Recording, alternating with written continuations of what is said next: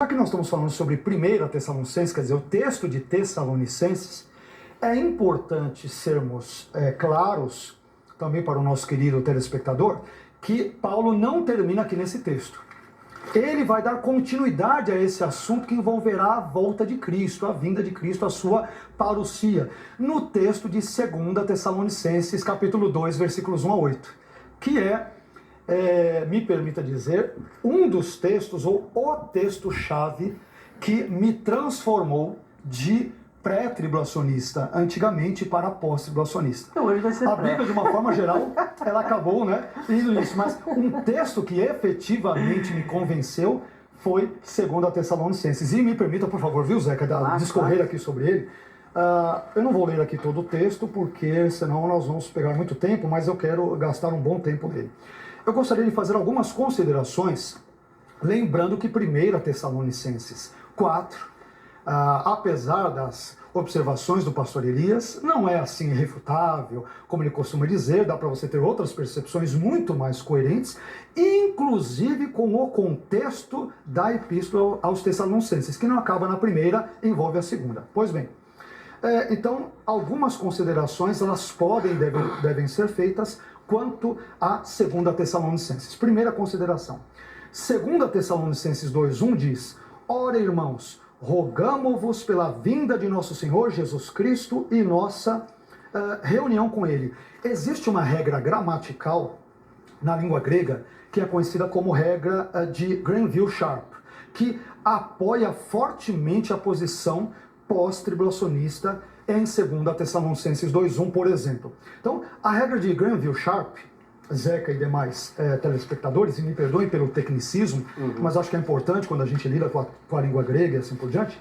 A regra de Granville-Sharp diz basicamente o seguinte: quando você tem dois substantivos que são conectados pela conjunção grega kai, que equivale ao nosso e, em termos gerais, em português, e apenas o primeiro substantivo tem um artigo definido, o, ou a, os, as, enquanto que o segundo substantivo não o possui, então, neste caso, ambos os substantivos estão se referindo à mesma coisa, ao mesmo evento, e não a dois eventos separados, como normalmente, tipicamente, os irmãos pré-tribulacionistas veem. Então, e essa regra se aplica claramente a 2 Tessalonicenses capítulo 2, versículo 1. 2 Tessalonicenses 2:1 diz literalmente o seguinte: Ora, rogamo-vos a vocês, irmãos, sobre a vinda do nosso Senhor Jesus Cristo. A expressão grega, a vinda do nosso Senhor Jesus Cristo, tes parousias, tu Kyriou, remone Jesu Christou. E, kai, tem a conjunção, nosso encontro com ele, remone psinagoges e pauton. Esta última frase depois do e não traz nenhum artigo. Então, veja só a conclusão de Ellen Barber sobre esse assunto. Portanto, a regra de Granville-Sharp se aplica a 2 Tessalonicenses 2:1, porque o artigo definido está antes da pessoa do Senhor Jesus Cristo e não antes da frase nosso encontro com ele.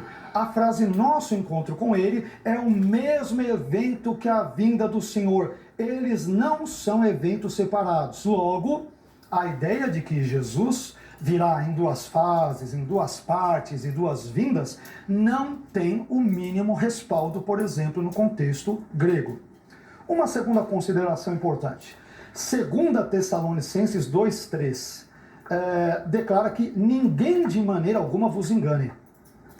Porque não será assim, ou seja, a vinda do Senhor e a nossa reunião com Ele, sem que antes, isso me fez me tornar pós-tribulacionista, entre outros textos. Já vou chegar nos versículos 6 e 7 também daquilo que detém, já vou chegar lá.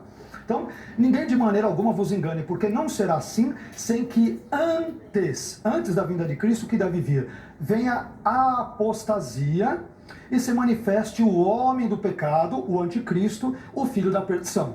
É Paulo que está dizendo isso. O BDAG, que é o dicionário grego de Bauer, Dunker, Arndt e Gingrich, que ele é catedrático, um dos mais importantes, ele define o termo grego apostasia como o desafio ao sistema ou autoridade estabelecida, rebelião, abandono, quebra de fé. Existem 5 razões pelas quais o termo grego apostasia que muitos pré-tribulacionistas, não sei se é o caso do pastor Elias, gostam de traduzir como partida. É uma forma muito forçada no texto. Não estou dizendo que é o caso dele, não sei. Mas há 5 razões, pelo menos, pelas quais o termo grego apostasia, equivocadamente traduzido como partida por muitos pré-tribulacionistas, não deve significar partida aqui, como os pré-tribulacionistas sugerem. Então, primeiro, no grego clássico, o grego que vai de 900 a 330 a.C., mais ou menos, a época de Homero, até chegando à época de Alexandre o Grande, o termo apostasia era usado para se referir a uma rebelião político-militar. Na Septuaginta, a tradução grega do Antigo Testamento hebraico, o vocábulo apostasia foi usado para se referir à rebelião contra Deus. Josué 22:22, Jeremias 2:19. Em 2 Macabeus 2:15, um texto apócrifo, nós cristãos não consideramos canônico, a palavra apostasia se refere à apostasia ao paganismo. Né? À medida em que nós avançamos, em Atos 21:21, que é a única outra passagem bíblica do Novo Testamento que traz o substantivo grego apostasia, o termo apostasia se refere ao abandono ou apostasia da lei de Moisés.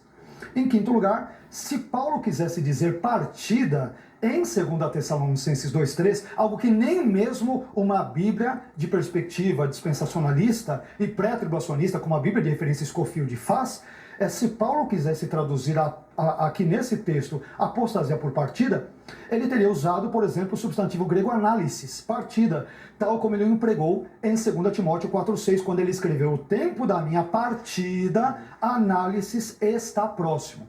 Então, sendo assim, o termo grego apostasia ele não pode se referir aqui à partida da igreja da terra por ocasião do arrebatamento, mas ele se refere, por exemplo, a um afastamento doutrinário, teológico e moral da verdade desencadeado pelo anticristo, o que quer dizer que a igreja estará na terra.